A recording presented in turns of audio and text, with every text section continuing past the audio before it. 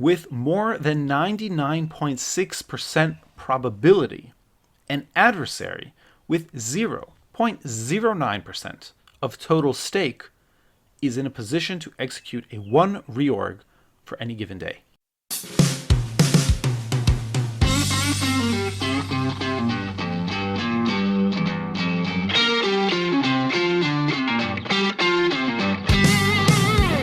Hello and welcome back to Ethereum Audible.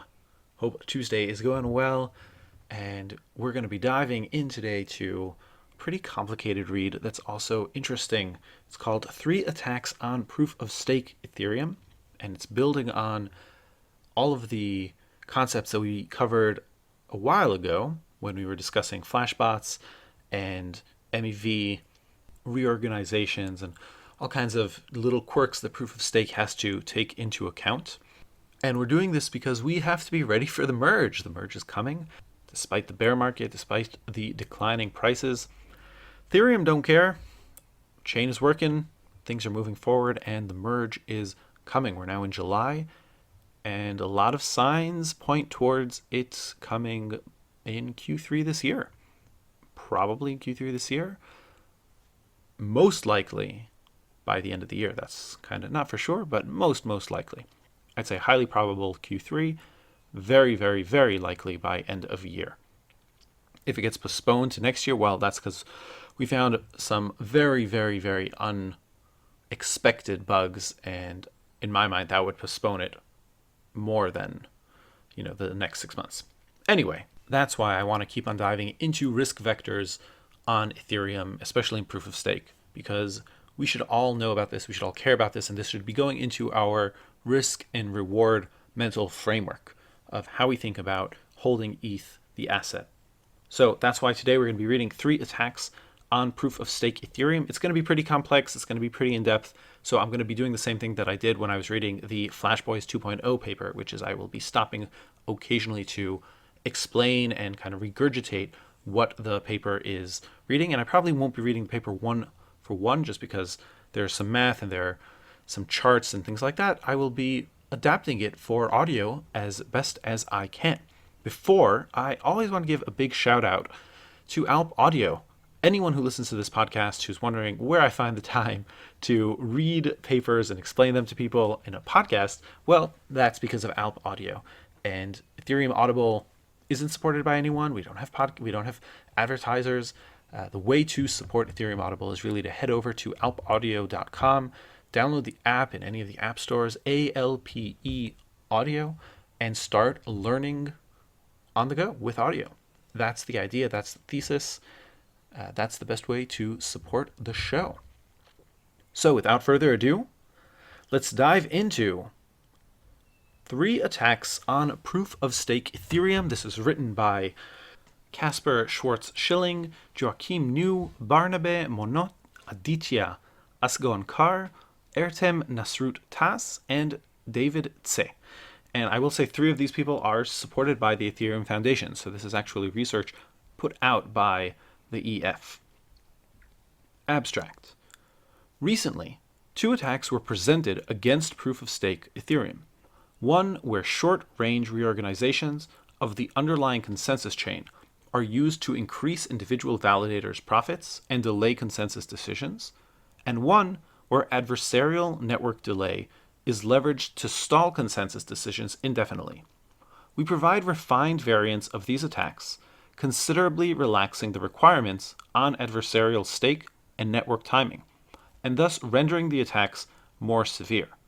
Combining techniques from both refined attacks, we obtain a third attack, which allows an adversary with vanishingly small fraction of stake and no control over network message propagation to cause even long-range consensus chain reorganizations. Honest but rational or ideologically motivated validators could use this attack to increase their profits or stall the protocol, threatening incentive alignment and security of proof-of-stake Ethereum. The attack can also lead to destabilization of consensus from congestion in vote processing. 1. Introduction. The proof-of-stake Ethereum consensus protocol is constructed by applying the finality gadget Casper, FFG, on top of the fork choice rule LMD Ghost, a flavor of the greedy, heaviest observed sub-tree rule, which considers only each participant's most recent vote. Last message driven, which is LMD. Participants with stake that allows them to vote as part of the protocol are called validators, a slightly simplified and analytically more tractable variant of proof-of-stake Ethereum is given by the Gasper protocol. Recent works have presented two attacks on Gasper and proof-of-stake Ethereum. The first attack uses short-range reorganizations, reorgs, of the blockchain, stipulating consensus to delay finality of consensus decisions. Such short-range reorgs also allow validators to increase their earnings from participating in the protocol, for example, from maximal extractable value. As a result, honest but rational validators will deviate from the protocol, threatening the assumptions underlying the security arguments for it. In the second attack, the adversary exploits adversarial network delays and strategic voting by a vanishing fraction of adversarial validators to stall the protocol indefinitely. Our contributions in this paper is that we present enhanced variants of the above two attacks. I'll just do a recap of those attacks. The first is reorgs, which is a lot of what we were discussing in the MEV paper. And the second is the adversary exploits adversarial network delays and strategic voting by a vanishing fraction of adversarial validators. And we'll get into what exactly that means. Back to the contributions of this paper. First, we reduce the number of validators necessary to launch a short-range reorg. An adversary who could perform a reorg of k blocks using the old strategy is now able to perform a k+1 reorg using our new strategy, as in they can reorg more blocks.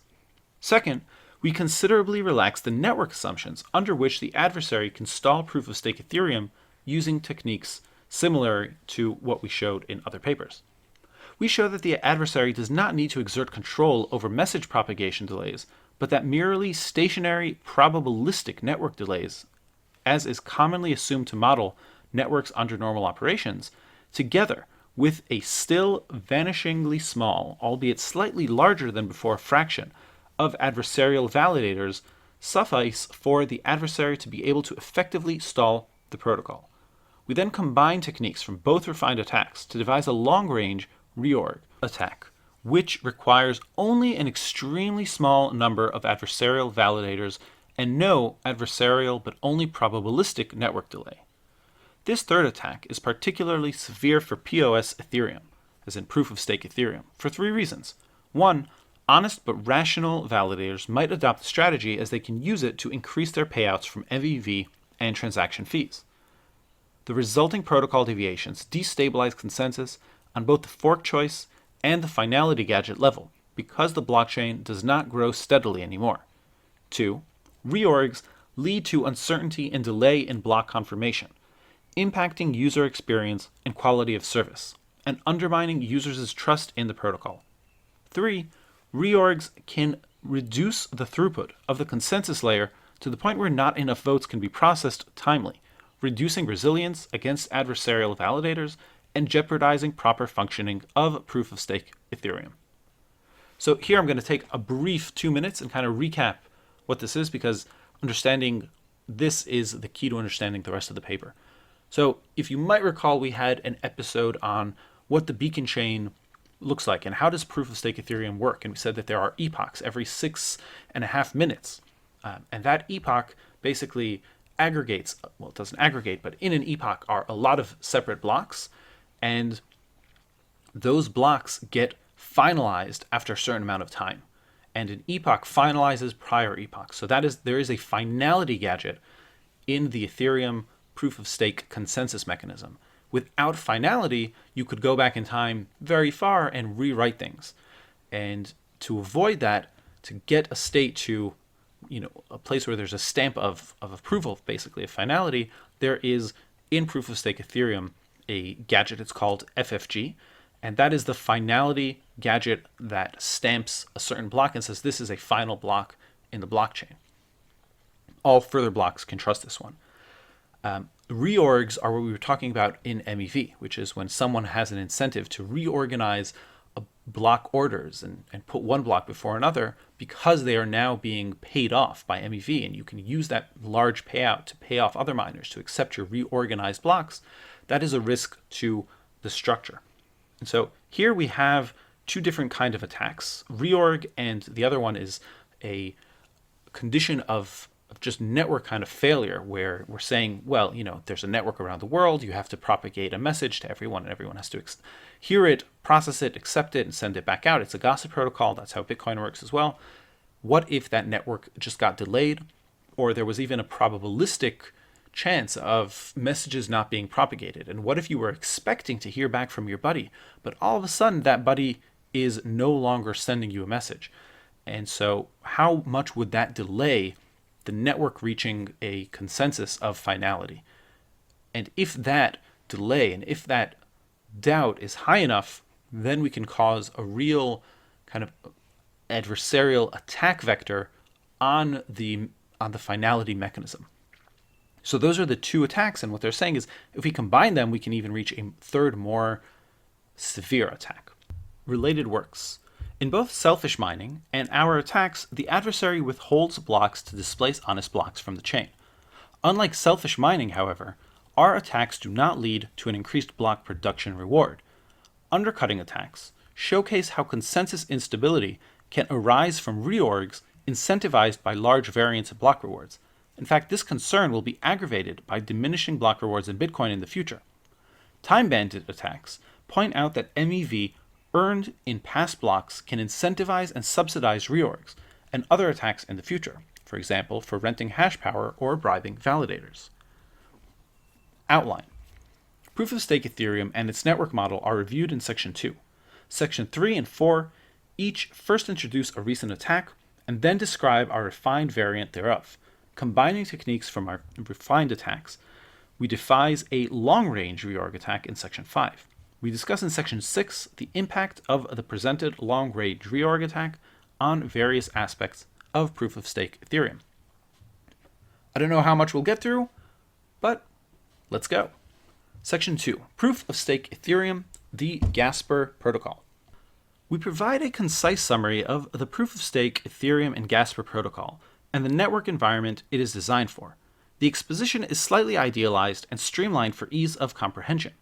For all details, refer to the paper of Gasper and the proof-of-stake Ethereum beacon chain protocol specifications.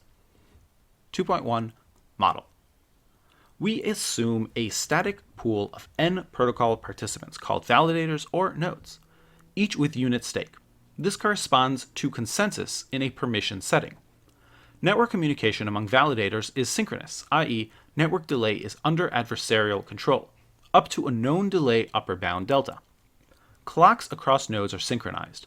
This amounts to a synchronous network. There is an external shared source of randomness, which can be used by the protocol to sample a group of predetermined size of validators in a uniform manner without replacement. Validators follow the protocol as described, except for a fraction, which are under adversarial control and can deviate from the protocol in arbitrary and coordinated fashion. And this is called Byzantine faults, which we actually have a blockchain byte about in Ethereum Audible. In its basic version, the state machine replication formulation of consensus asks for a protocol that can be run among the n protocol participants to obtain a linear ordering of transactions input by the environment to participants into a shared ledger, i.e. to implement an ordering service with the following security properties. One is liveness.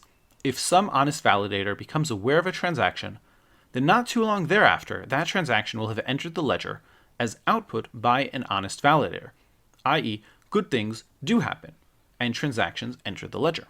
2. Safety. The ledger's output by different honest validators at different points in time are consistent. In other words, it does not happen that a transaction, which has once entered the ledger, in some honest validator's view at some time, disappears later, as in bad things do not happen, and if a transaction enters the ledger, then it will not leave it. Given and SMR, which is the state machine replication protocol, we seek to understand for which adversarial fractions the ledger output by the protocol is both safe and live, and hence secure. 2.2. The protocol. Being a composite with the LMD Ghost fork choice rule as the basis and Casper FFG as a finality gadget on top, proof-of-stake Ethereum consensus proceeds roughly in 2 stages and on 2 timescales. First, on the smaller timescale, where LMD Ghost operates, time proceeds in synchronized slots of durations of 2 delta. For each slot, 1 block proposer and a committee of W validators is drawn uniformly at random from the N validators. The following LMD Ghost rule is used to determine a canonical block and its prefix of blocks as canonical chain in a node's view in slot of T, as in, starting at the highest block that was justified by Casper FFG, sum for each child block B the number of unique valid votes for that block and its descendants, count for every validator only its most recently cast vote, pick the child block with the highest weight, and recourse. That's pretty complicated, so I'm just going to stop for a second and kind of redo that in my own words. So, starting at the highest block that was justified, and if you remember from that beacon chain episode, justification means that's kind of the most recent, I'll call it finalized. So starting from there, so for each child block, you want to take the number of unique, and we're going to define unique by 1 per slot and the slot's committee member, which that would break ties adversarial because you're only taking 1 per slot and that slot's committee member.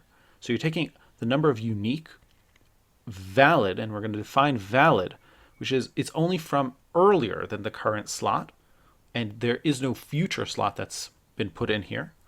And for that unique and valid block, we're going to take the votes for that block and its descendants and count for every validator only its most recently cast vote. So you can have a validator that casts a vote previously and we're going to count its current vote. No, we're only going to take its most recent cast vote. That is the smaller timescale LMD Ghost protocol. Back to reading. At the beginning of each slot, the slot's proposer determines a block using LMD Ghost and extends it with a new proposal. Halfway into each slot, which is the delta time after the proposal, and remember delta is that random propagation network variable that we were using. So after that delta time after the proposal and after the beginning of the slot's committee members determine a block using LMD Ghost, which is the protocol we just did, in their view and vote for it. And votes are also called attestations. At the same time, they also cast a Casper FFG vote, as we'll get into later. An exact confirmation rule of LMD Ghost and Casper is not specified. Second, on the larger timescale, where we're going from LMD Ghost to Casper FFG, time proceeds in epochs comprised of 32 slots. On a high level, Casper FFG is a 2-phase traditional propose and vote style Byzantine fault-tolerant consensus protocol, except there is no leader in charge of assembling proposals. Instead, the proposals are supposed to be generated consistently across honest nodes by the LMD Ghost fork choice layer. Casper FFG proceeds as follows. Blocks first become justified if a supermajority, which is 2/3 of the N nodes that we have, votes for them, and subsequently they become finalized roughly when a supermajority votes from them for a subsequent block. The genesis block is justified and finalized by definition.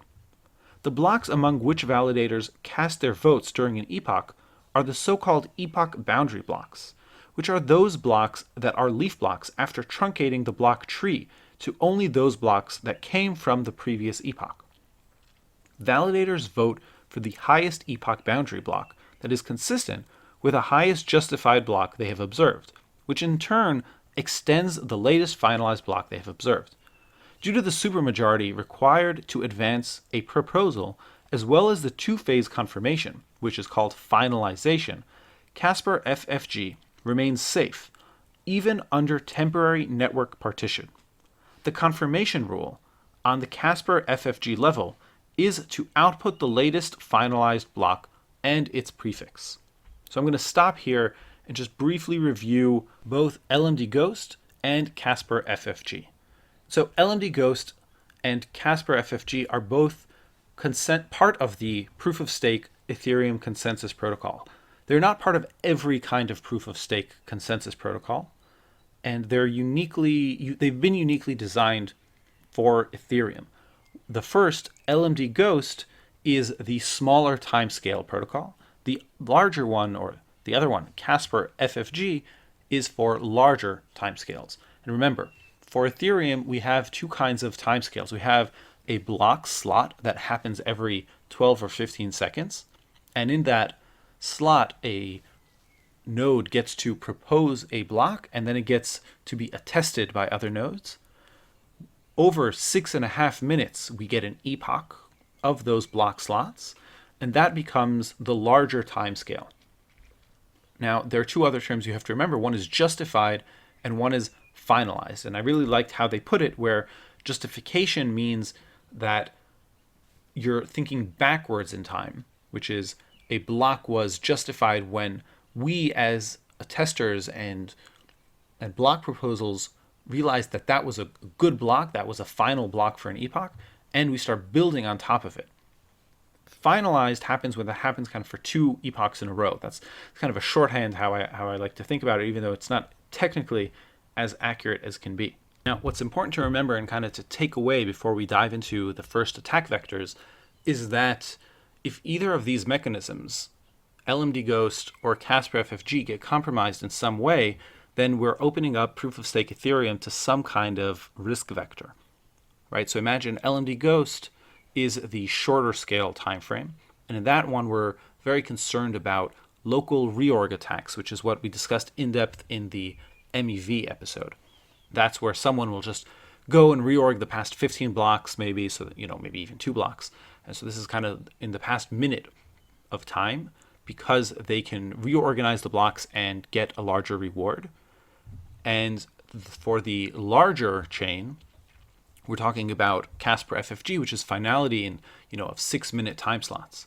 Now you can imagine already what happens if a seam between an epoch already gets reorganized because of some local MEV, and how that would impact a larger block period of time, which would be a finalized larger sequence of an epoch. And that already we're getting into kind of possible longer range attacks for larger blocks of time, which are not only 10 to 15 blocks, but actually 6 minutes worth of blocks. And so that's kind of where we're going to be going now that we've understood the two gadgets that go into Ethereum's proof of stake consensus. So let's go on to section 3. We're going to be discussing a refined reorg attack. And I want to go into an attack in this read through already because we have the consensus mechanism fresh in our minds. 3.1 Motivation. Previous work described a malicious low-cost reorg attack. In particular, the attack leverages strategic timing of broadcasting blocks and attestations as opposed to honestly releasing them when supposed to. In a nutshell, in the strategy, an adversarial block proposer in slot n keeps its proposal hidden. The honest block proposer in slot n+1, as in later, will then propose a competing block. The adversary can now use its committee members' votes from both slots n and n+1 to vote for the withheld block of slot n in an attempt to outnumber honest votes of the proposal of slot n+1. As a result, blocks proposed by honest validators may end up orphaned, as in they are displaced out of the chain chosen by LMD Ghost. In this reorg strategy, it's part of a bigger scheme to delay consensus. We show how the honest attack can be modified such that the number of adversarial validators required is significantly reduced from a set of size linear in the total number of validators to a constant set size. Indeed, For a one block reorg, as little as one adversarial validator is sufficient. I'm going to stop here for a second and just say doing a reorg on one block might not sound like a lot, but once that block is orphaned, then the miner who worked on it or the validator who validated it doesn't get any reward. He doesn't get any miner reward. It doesn't get any transaction fee reward. And that reduces kind of the ROI of being a proof of stake validator, which is kind of a bummer for a validator. And that also has long-term consequences. Not only, and I don't think that gets discussed here, but that aspect of you validated a block, you've been putting up your capital in proof of stake, and all of a sudden your block comes and then it's orphaned and you get nothing, is not how the system is supposed to work, which is why we care about these kind of orphan blocks. There's that term orphan blocks, and it was like, it's just one orphan, it's not the end of the world. We should care. It does make a difference. Back to reading. Note that similar to this attack, the adversarial strategy does not involve any slashable behavior and is therefore relatively cheap. In Section 5, we further improve upon this refined reorg attack, combining strategies from both this section and Section 4. I'm going to skip the refined reorg strategy because it does involve a lot of math, and I don't think it's critical for us understanding the conceptual framework here. And it's just not going to work in a good read-through. So this is basically skipping a page and a half of the paper, and I'm just going to summarize kind of the takeaway for you, which is that, and this sentence is kind of a killer for me, which is, so with more than 99.6% probability, an adversary with 0.09% of total stake is in a position to execute a one reorg for any given day. Period. And that's just crazy, right? With only 0.09% of the total stake, with 99.6% probability, you can do a one block reorg, which is very serious. So that's where I want to bring it to a close for this episode, because next time I'm going to continuing the read. And even though this one's a relatively short read, I mean, we've only been going for 25, 27 minutes here by now. It's very dense, and so I'd actually rather, before we barrel through to the next kind of attacks, that you re-listen to the section that we did discussing Ghost LMD and Casper FFG. And if you can really understand those two mechanisms for finality and justification, and how Ethereum uses those two mechanisms for the shorter range synchronization and the longer range synchronization, that will be a really good foundation to start off with for next episode, where we're going to continue reading this through, and we're going to be going through a refined reorg attack again, going through a refined liveness attack, and then combining those two into a kind of attack that can really prove a significant risk to proof of stake Ethereum as it is coming out very, very, very soon. And now it is important for me to say that this piece of research is actually funded by the Ethereum Foundation. So these attack vectors, it's not like by some random group of academics that the different teams that are working on proof of stake Ethereum have no idea about. They're very interlocked. They are aware of it. And so proof of stake is moving on despite this body of work being out there. You can make of that what you will. You can say, well, this is high risk, this is low risk. I guess they have a way to figure it out. I guess they don't have a way to figure it out. That's for you to decide. That's the purpose of these read-throughs. It's giving you the knowledge, giving you the tools, giving you the reference points to go and make up your mind on your own. And what I personally love seeing is that we're now in episode 36, 37 of Ethereum Audible, and a lot of the different things that we've been talking about from the beginning are coming together. From the reasons of why we want to go to proof of stake, why it's important, why we care, why we're shifting away from proof of work, all the way through how the beacon chain works, how synchronization works, MEV, attacks, governance concerns, forking. All of those things are now coming together to understand what goes into the proof of stake Ethereum that we are merging towards. See you next time.